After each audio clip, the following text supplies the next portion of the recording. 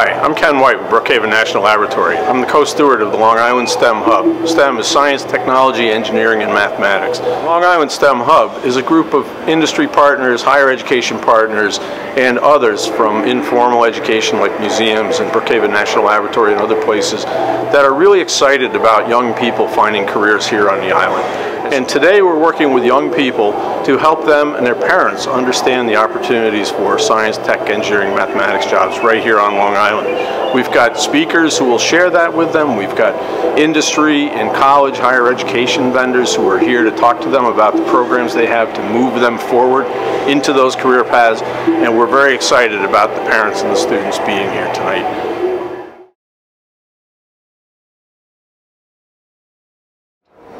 Hi, my name is Henry from JetBlue. I am a talent recruiter, and my job is to find great talent for our airports. Hi, my name is Cindy. I am also a recruiter with JetBlue. I recruit for our corporate teams such as IT, revenue management, and our learning and development team. So a lot of us might think commercial aviation thinks of just two positions, or at least those are the most common ones, which would normally be pilots and flight attendants. But believe it or not, there are a lot more positions besides that. Thousands, I'd say. So we want to give you a bit more of exposure to exactly what these things are. Right, so let's say we are traveling somewhere like Disney World. When you're going on our website, you're going to see this beautiful updated site, and who does that? Our IT team. They maintain it, they design it every day, and then when you're on it, you're going to see different price points. So we have a great revenue management team that oversees that, because not everyone sitting next to you, behind you, in front of you paid the same price. And if you didn't know that, it just blew your mind, but that is how the airline industry does their pricing and inventory. So those are some of the careers within IT and finance or revenue management. Let's see. I think this goes into our engineering. So let's say before you go down to Disney World, you need an aircraft. So we do have engineers who create aircraft. So they find the most comfortable, the most cost-efficient way for you to fly down. And then of course we have our other engineers in our hangars. We consider them our airplane doctors. So any modifications, inspections, repairs, we want to make sure that safety is our first priority. So those are our engineers' roles. So some other roles also that we would cover. This is more in the actual airports. For example, we have our air traffic controllers, our baggage handlers, our as well as our ground maintenance. Some of these do require college degrees, but there are some also who would just require a high school diploma. For myself, when I first came to this country, I never even knew there were all these positions. I was fascinated with planes, but so I know I wanted something there. Fast forward there, my thought, at least my parents thought, wanted me to become an attorney, which of course I would have loved. For some reason, I still had this fascination with airlines, so I said, you know what, let me try this a bit. Came in as a ground operation and worked myself up to where it is now as a human resource recruiter. So I never thought these positions were there. There are a lot of other positions as well that we could go into, but a lot of these positions, like I said, span for, we're talking about thousands of positions that we're not even aware of that are there. Right, cool. So I know we spoke about the personality fits. So these are some of the careers that maybe if you haven't considered in the aviation sector that you can definitely consider and think about. There's a lot more that we can speak to, and we would be more than happy to talk about it at our table. But these are some of the great careers that we do offer. So it pretty much shows that no matter where you are in the spectrum, we have something for everyone. So there's something for each and every one of you. Again, if you have the interest, definitely aviation is unique, awesome, and it's very easy to get there. So it's just a matter of having that interest and giving it a try. And I believe a lot of these schools are here too. Some of these schools do specialize in aviation interests and studies, and we actually do work with a good amount to hire as well. So definitely take a look at these. And again, these are some of the some of the industries in regards to airline, as well as some of the other ones who also work in that aviation, in the commercial aviation field as well. And where will you go? Yes, yeah, definitely talk to us after this presentation. Henry and I will be there for any questions. Definitely ask us about different careers, pick up some blue chips, and ask us how we travel for free. Thank you, guys.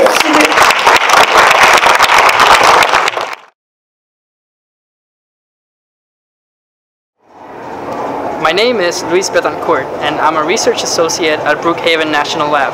Today I'm going to talk to you about how to kickstart your future in the field of energy.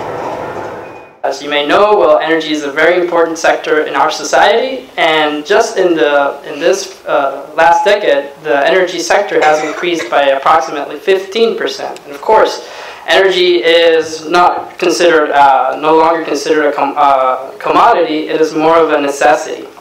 So when you think about energy, we immediately associated to electricity. So the most common jobs in the field that we might think of are engineers who are responsible for converting natural resources into fuels, and line workers who are often associated to working on the lines and making sure that the power lines are working correctly. But it goes much more. It's a much more broader field than that. And first, so let's take into consideration what takes to flip a switch. So how does carbon, which is the main fossil fuel used nowadays, ends up being charged for your phone or the light that we're seeing today? Well, it all starts in a power plant. And in a power plant, we burn fossil fuels. It's a chemical reaction of combustion, and it releases large amount of heat. And when you release this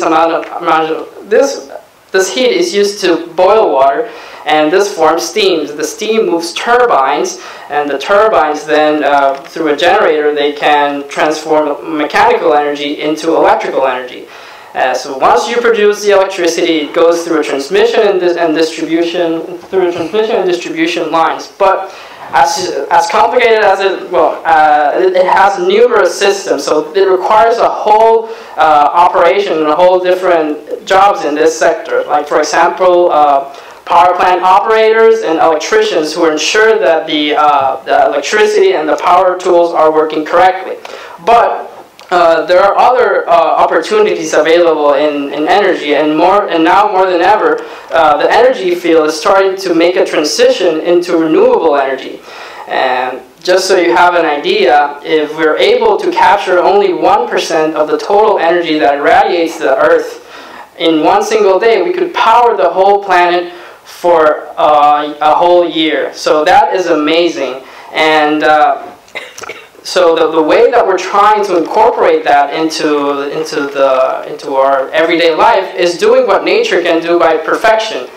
Plants are able to use sunlight and use carbon dioxide to create oxygen. So it drives our reaction only by using solar energy. So we're trying to mimic that also. So there's several initiatives to try to do that in the lab.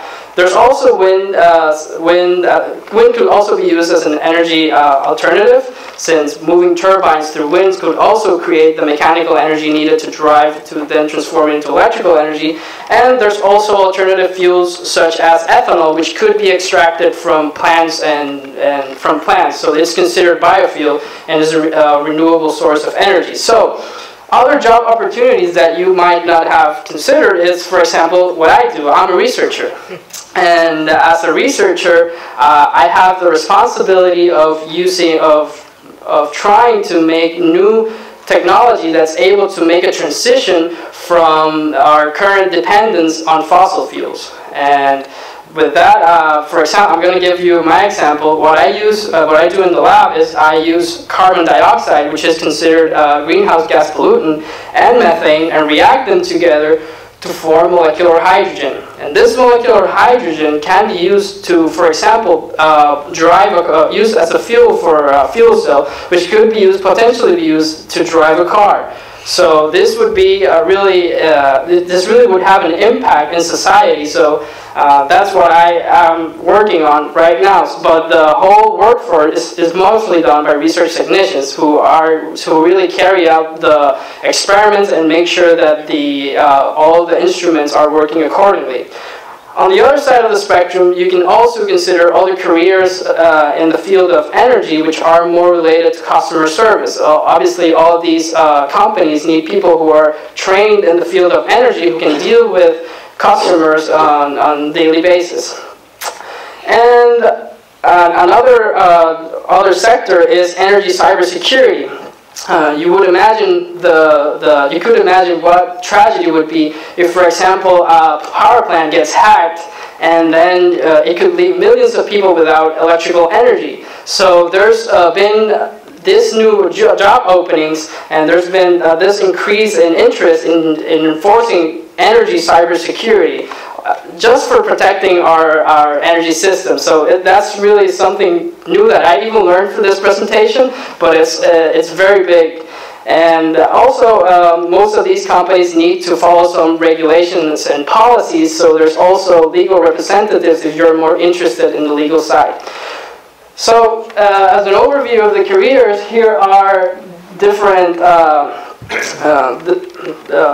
different career paths that you can consider following the Holland Code, whether you're conventional, the social, artistic, realistic, investigative, or enterprising. There is definitely a career for you if you're interested in the field of science. So, in order to make your dreams a reality in education, here are several of the colleges that we can find here in Long Island. And here are some of the industries which might give you work later. So it's very good that you interact with people here, and I will be really glad to help anybody. If you have any question, I will be at the Brookhaven table. So from here, where will you go? The future is definitely in our hands, and with young minds like you, I'm sure that you're gonna start. You're going to be the beginning of a new generation that will eliminate all current dependence on fossil fuel and move toward alternative sources of energy. Thank you.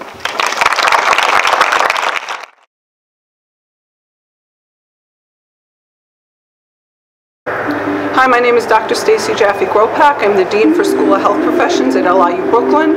I'm here to talk about the many different opportunities for students in health professions and offerings at Long Island University.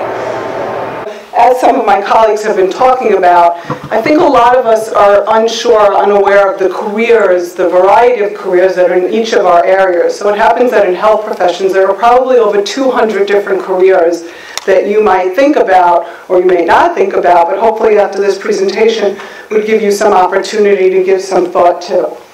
So, jobs in health professions, the thing about health professions is it transcends all other professions. So if you're somebody who's interested in technology, we have jobs in health professions that relate to technology.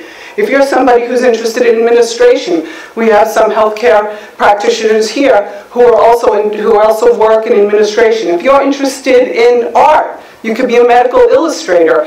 There's a job in health professions that transcends anything: business, academia, technology, informatics, analytics, or being a clinician like myself. I'm a physical therapist, a clinician at heart. So we think of common jobs in healthcare, and if I say to you, who are your healthcare providers, what would you say? What do you think of first? Doctors? What? Nurses, right? We technically think about doctors and nurses, and those are great professions, and if that's what you're thinking about, go for it. You should really think about moving forward and being a doctor or nurse.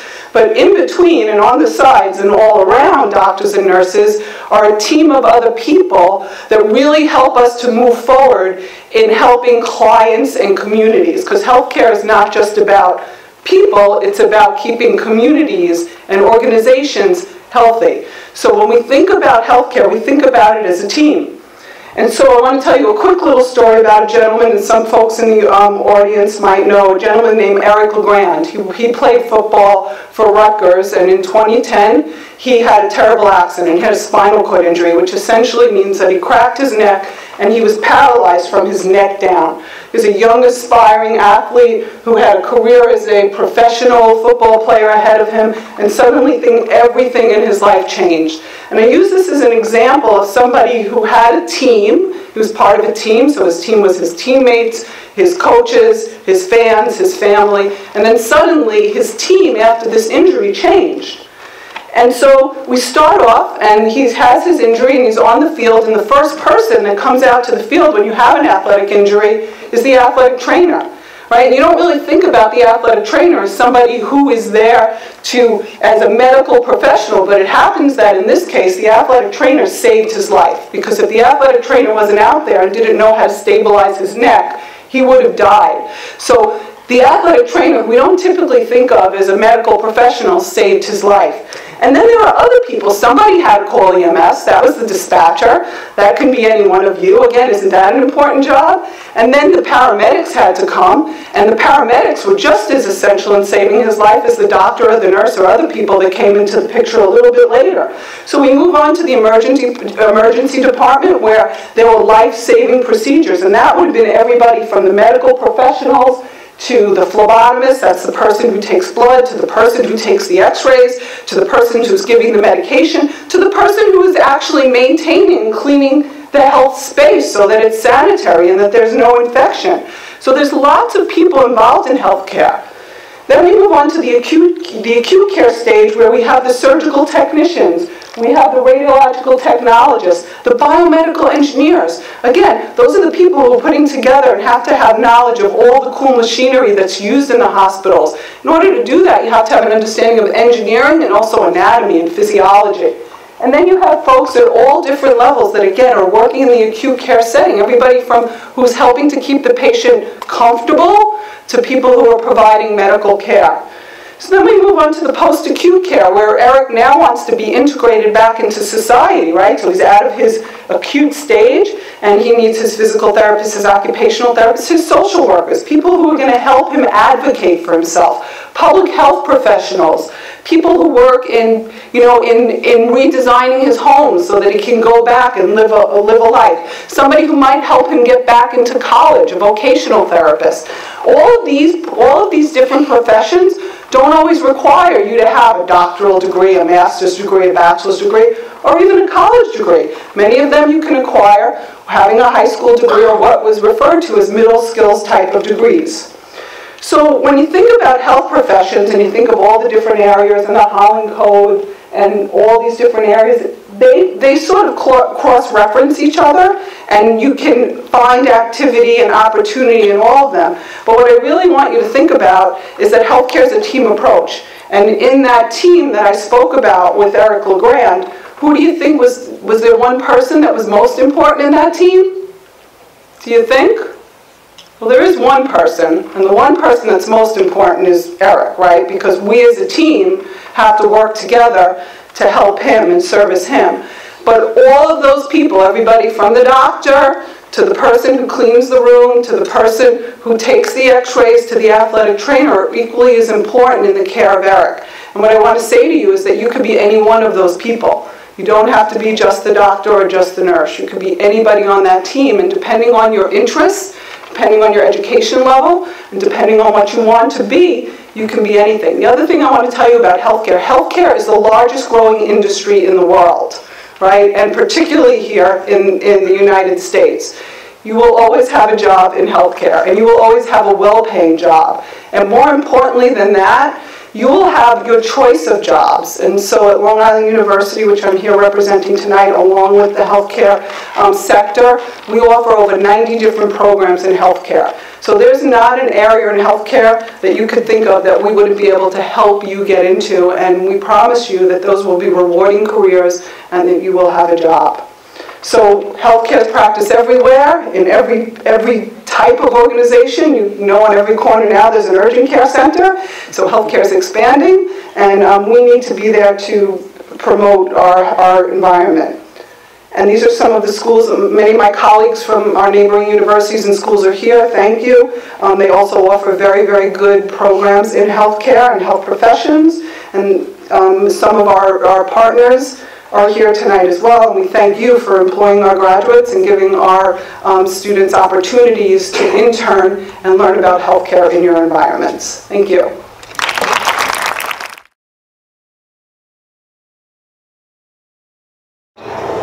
Hello, I'm Ryan Lake, representing manufacturing from Arkwin Industries. Arkwin is an aerospace-grade hydraulics component manufacturer.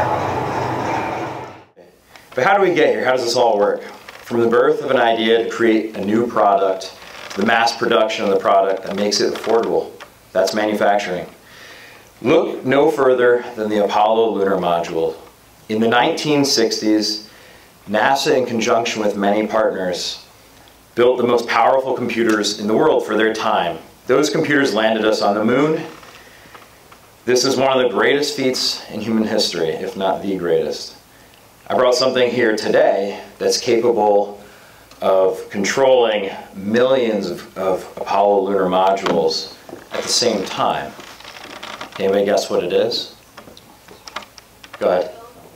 My cell phone. And it costs less than 1% to make than those computers.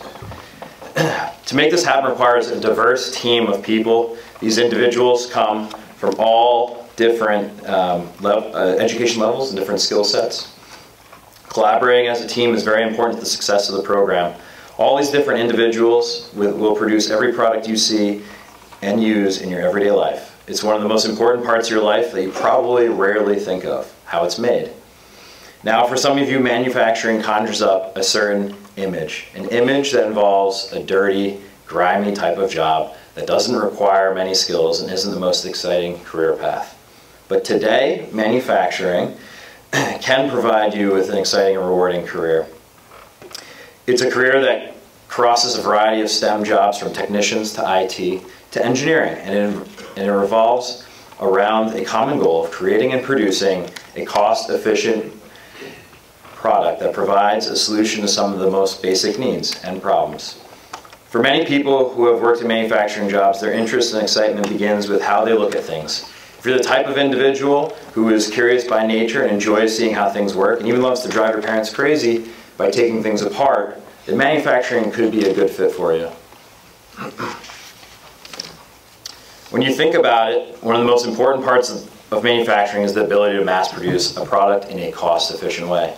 Today, robotics and computers play major roles in the manufacturing process. So in addition to the product you may be building, whether it's a car or a coffee mug, someone has to design, build, and maintain those robots, those controls, and make sure that their design and program works every time. It has to be repeatable. From the dirty, grimy manufacturing jobs of the past to the high-tech manufacturing plants of today, new jobs and careers are being created with every technological leap. Mechanical engineers design tools and equipment that streamline the manufacturing process using cutting-edge computerized systems. Once these systems have been perfected, they control how the product is made. So designing and writing programs and simulating them are a big part of the process. As an engineer, you could be designing equipment to make everything from cell phones to the equipment used for colonizing Mars. Beyond the engineer's role lies a variety of technicians who work on analyzing data, estimating the cost of production, and ensuring that the equipment used is working at its best. And while engineers will require a bachelor's degree, technicians generally start with an associate's degree, or they might attend a tech school. In many cases, companies will look to support your education. That's money in your pocket. Machinists and operators of equipment represent the backbone of the manufacturing operation. Some start right out of high school or with a one-year certificate. As a machinist, you create metal tools using CAD, computer-aided design, and CAM, computer-aided manufacturing machines, such as CNC, computer numeric control, that help machine or shape the materials, like the module you saw in my hand. You focus on tool and die making, which are two manufacturing jobs that rely on each other. Technicians, machinists, and operators require math and computer skills as well as other STEM skills. Most manufacturing skills are transferable, meaning one day you could be working for a company like mine, which is Arkwin Industries. We make hydraulic aerospace components for commercial and military aircraft. And later you could be working for a cosmetic or a toy maker. There's so many different manufacturing industries out there. In my company, we make very critical components to flight control, as well as thrust, and in many cases, different applications and utilities.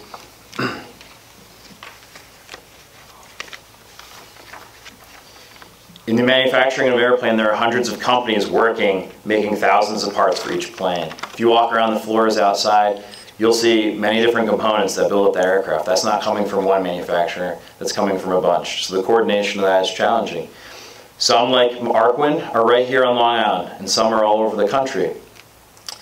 The parts we make will fit into the overall design of the aircraft, so the manufacturing process has to fit the needs of the overall equipment manufacturer or the customer of the plane, whether it's Boeing, Northrop Grumman, Lockheed Martin, or even NASA. The takeaway from my brief overview is the importance of manufacturing, the career opportunities, and the fact that there are hundreds of companies here on Long Island looking for talent. Thank you.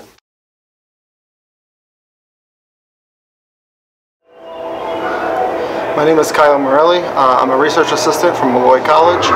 We are Earth and Environmental Study Field Station for the college, and we are the only captive breeding horseshoe crab facility in the United States, producing about 20,000 juvenile horseshoe crabs each year. Now, when I was younger, I was your guys' age, pretty much as long as I can remember, I knew that I loved the ocean, I loved the creatures within the ocean. Particularly, I loved whales. So when I was younger, my parents would always say, "What do you want to be when you grow up?" And I'd say, "I don't know, but I'm always fascinated. I had this fascination with whales." So my point of kind of sharing that is, you don't always know exactly what career you want to follow, but you do know something that you like or you dislike. Everyone has things that they're fascinated with and things that they're not, and we're all different. So where I'm going with that is, where's my clicker? There we go. Take that passion that you might have, that fascination that you might have, and then figure out what you might want to do with it. So I would take, anytime I go to local aquariums or different parks, how do I work this? I would always be intrigued by what the people working in these aquariums were doing, and I would stay behind the scenes and I'd always ask, what degree do you have? I'd always try to see, I knew what I wanted to do, I knew what I liked to do, but what career path did I have to take in order to get that? So you guys are very fortunate to be at an event like this and kind of be handed all of these different job opportunities and know exactly what your interest might be and how to actually achieve the job that you might not know exists. So looking at common jobs in life sciences, looking at this PowerPoint, you might see a zoologist and a biologist. Those are very common job titles or job descriptions that you might think about when you think of life sciences. So walk through the park. Want to talk about this. When you go to the beach, who likes to go to the beach? Raise a show of hands. Or go to a park, right? Hopefully you guys like to be outside. I know I love to be outside. When you go to a park or you go to a beach, you don't necessarily think about what it takes to preserve that beach or to make sure that that beach stays clean or safe. So you might enjoy being outside, but you could actually take a career path that allows you to be outside for work, actually doing what you love, preserving what you love. What other opportunities are available in life sciences? So we have environmental engineering, wildlife management, veterinarian. These are all other common jobs with life sciences. Now, climate change is down there at the bottom. Quickly bring up that. That's a very up-and-coming topic in life sciences. It's an issue, a current event issue that we're currently facing in the United States, globally. And that's something that we do need more people involved in, more people going to school for, more people interested in kind of discovering more about that and doing some research along those lines. That wildlife management picture, can someone tell me what you see in the wildlife management picture? Yes? Horseshoe crabs. How many people have seen horseshoe crabs before?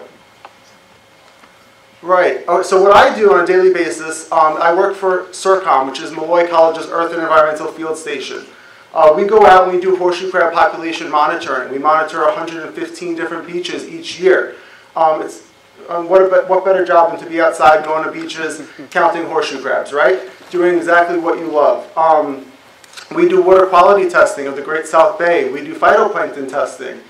We do daily, 365 days a year, meteorological testing, which is taking a collection of the weather, seeing what the forecast is, and submitting all of our information to sources such as NOAA.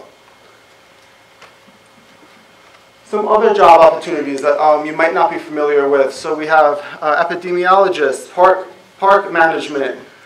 These are other things that are involved in life sciences that you might not think about right away.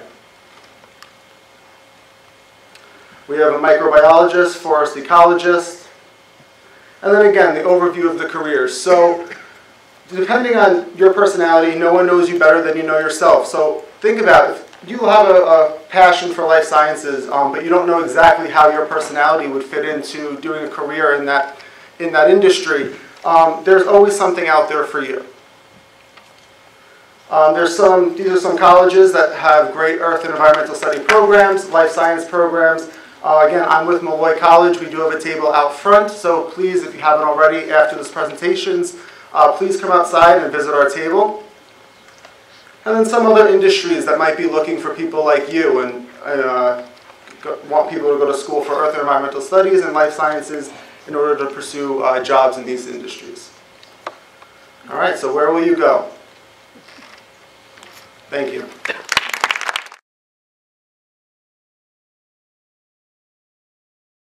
My name is John Cameron. I'm the founder and managing partner of Cameron Engineering and Associates, a Long Island headquartered planning and engineering firm. I'm here this evening to introduce young people to the exciting world of engineering. Good evening again. My name is John Cameron, and I was introduced by Jasmine, so you have an idea who I am. But just personally, a little background. I'm actually a first-generation American. I'm the son of a Scottish immigrant who actually grew up in Long Beach and educated here on Long Island. In my brief presentation tonight, I'd like to introduce you to the exciting world of engineering. What skills engineers possess, what work they perform, and some examples of projects that engineers design. Engineering is a well-respected profession, one that's very rewarding. One that has actually rightfully earned its reputation as requiring diverse problem-solving skills. Because of the important work that we do each and every day, engineers make a positive difference in this world. To be a skilled and effective engineer, many qualities or attributes are required, including being diligent, analytical, ethical, hardworking, and results-driven, just to name a few. Most people don't really know what engineers do, though they are dependent upon their work each and every day. Engineers plan, design, and build so many things, including buildings, roads, bridges, tunnels, trains and railroads, power generating plants, water treatment and recycling facilities, drainage and flood protection systems, computers and software, biomedical instrumentation and equipment, airplanes, satellites, and yes, rocket ships. Engineers developed a space program that put men on the moon almost 50 years ago in a lunar module built less than 10 miles from here at Grumman headquarters in Bethpage. To give you an example of some of the projects that engineers developed, I presented 4 recent projects from my firm's 34-year history. The upper left photo shows the ultraviolet light disinfection system at Suffolk County's largest wastewater treatment plant. Disinfection is the final step in the sewage treatment process, provided to remove potential disease-causing organisms prior to discharge into the island's marine environment. UV light disinfection replaces conventional chlorination, which can leave a chemical residual which can be toxic to marine life. Lower left the next is the newly renovated Nassau Coliseum, a short distance from here, where we designed the mechanical and electrical system upgrades. Next you see a firehouse, representative of the multidisciplined engineering work we have performed on over 100 firehouses in the 5 boroughs in New York City.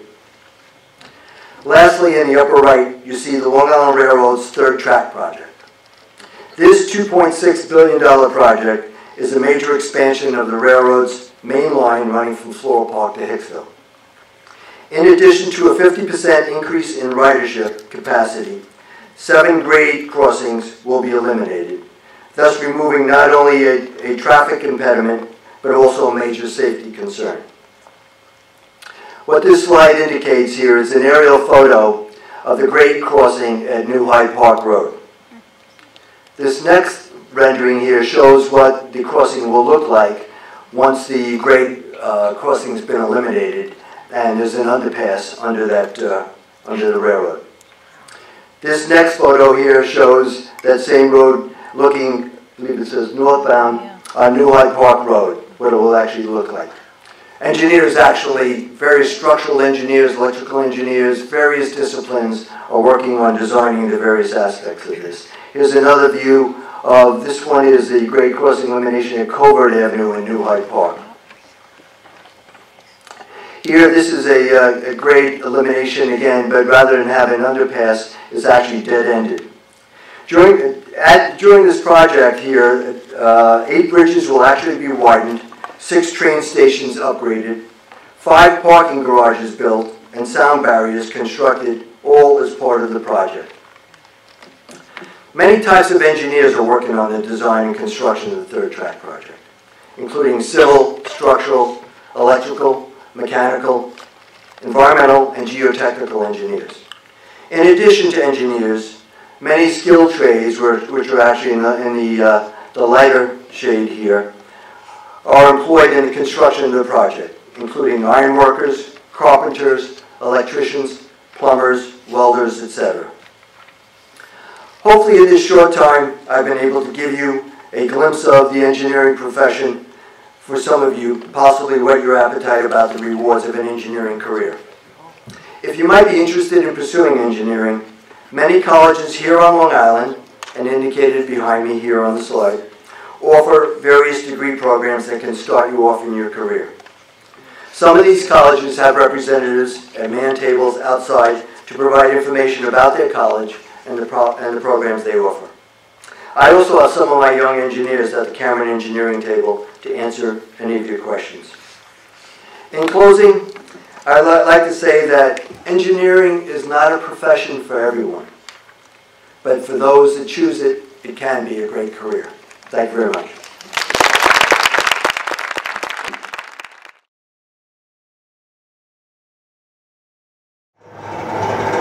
Hi, I'm Benjamin Sondgeroth from CA Technologies over in Long Island, New York. I'm a professional hacker, also known as offensive security engineer. So I'm here today to talk to you about cybersecurity, information technology, and how it's more than just hacking.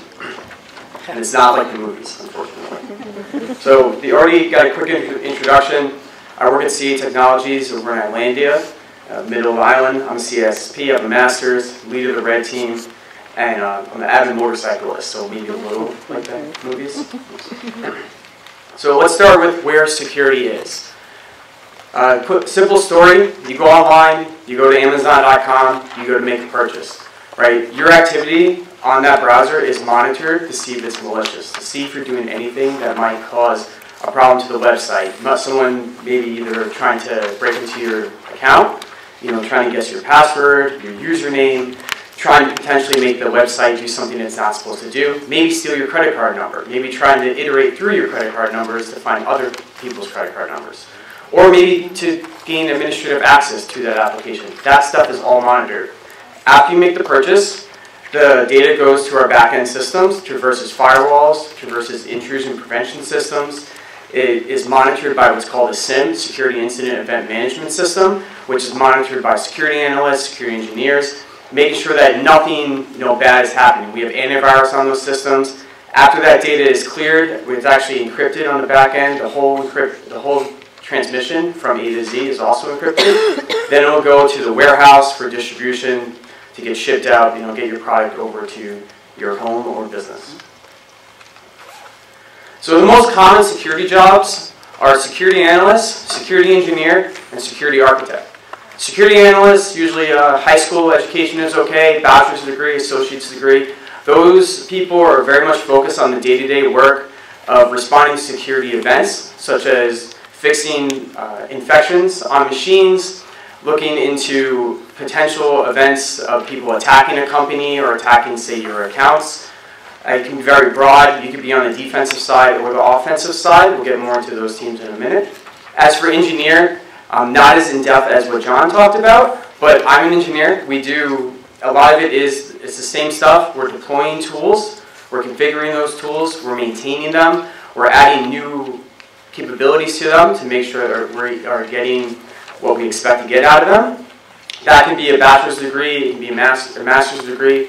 I personally have a master's, but we have plenty of people with a bachelor's degree that are doing that. As for architect, that's usually about a decade of experience, potentially master's, potentially PhD. Those folks are much more focused on policies. They're focused on getting companies to do the best practices. They're developing different procedures for everyone to follow. If there is a question, they are the top experts in the company that people will go to. You know, if they're not sure how to configure something or they want to know how we should handle something, they're the guys. So let's talk about red team. Red team is the offensive part of security. Like I said, it's hacking.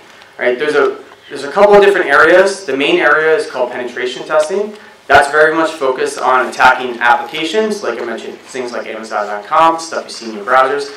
Directly attacking computers. Those are the things that servers that host the actual applications. They have different services running on them that we'll look for and try to break into those.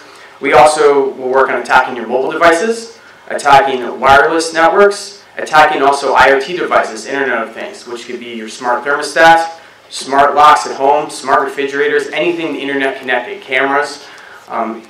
There's a lot of different areas for that and a lot of different specialties. I personally specialize on web application and network security. Other areas of the red team, we actually do, you can do exploit development, which is looking for vulnerabilities that no one has actually discovered yet. Very involved. Usually that's about a PhD or a master's degree and a lot of training. And then on the offensive side, the defensive side, we have the blue team. So the red team is tasked with testing the blue team, seeing how they react to things. The blue team is your analysts, also your engineers. They're looking to see what's going on. You'd be doing incident response. Like I said, just responding to the daily events, the things that are going in and out of the company, potentially malicious emails coming in, people trying to social engineer the company, maybe steal funds. You know, maybe some Nigerian prince wants to give you his fortune. That does still happen. It's just a little more sophisticated nowadays. Other areas are, we'll do forensics. So if an incident does happen, someone has to research that, find out how it happened, right? So you'll dive into the hard drives, the memory, and that's a lot of fun. It's just like real forensics. A lot of people really enjoy that stuff. You could also do threat investigation in different threats. So you could look at North Korea, China, Russia, all the different threats that are out there globally. They'll look at how they are developing their tactics and then build defenses around those. But it's more than just the technical stuff. We have so many different areas in cybersecurity. If you wanted, you could do cybersecurity sales. You could do marketing. You could be a cybersecurity lawyer. We have tons of them. You could just be management. You could be just running the teams, making sure that they work appropriately. You can be an educator. We have whole education programs because the first line of defense and security is you. It's the people, right? It's more than just me and the guy sitting behind the keyboard. You could be a contractor. You could just work with different companies on a daily basis trying to protect their organization. There's so many different areas. You could be a project manager, just making sure the project make it from A to Z, making sure things get deployed appropriately. This is a quick chart. It's a little hard to see, but you get the basis of it. The first one on the left there, this is from SANS. They're a big training company. That's just the basics for security. At the top, you have the first start of the blue team stuff. The middle, first start of red team. The bottom is just more focused on the threat and incident response. And then it breaks down into each little area. You know, management at the bottom. So where do you learn these things? All local colleges now have these programs. When I took it, there was only 3 programs. So very happy that everyone has been expanding upon these. We have Hofstra, MIT. I went to Mercy College. We also have CompTIA. They do certifications. So if you wanted to go that route, that's a possibility. You could also do SANS. They have a bunch of training opportunities. Or if you've already done maybe some college education, that's a great way to get more. And they have a lot of well-respected certifications. Also, if can't get the funding for college, or maybe you don't have a scholarship, the military has a cyber command in many different areas. And I know plenty of amazing people who came from the military and are great at red teaming and blue teaming. And where do you work? Well, you can work pretty much anywhere. We have plenty of places in Long Island. Everybody needs security folks. We were just talking about it for the energy sector. So we have Vandis, Catholic Health Services, Northwell Health, County Shine. And then you could also work in New York City. There's tons of jobs there. I mean, every single place. Like I said, I get contacted probably twice a week for jobs in the city. There's just no lack of them. Currently, cybersecurity is the second most popular IT job behind developers. And then if you really want, you can work from the beach. You can work remote. As long as you got internet service, you can pretty much do it anywhere. So that's a great thing for you if you wanted to move around, or if you want to be like a mobile workforce or see the country at the same time as working, you can do that. So I don't have a table, but if you have questions, you can find me after this, or you can reach out to me, email, Twitter, LinkedIn, or I have a meetup for the adults if you want to go there. I have it every 6 weeks. So thank you, everyone. Thank you.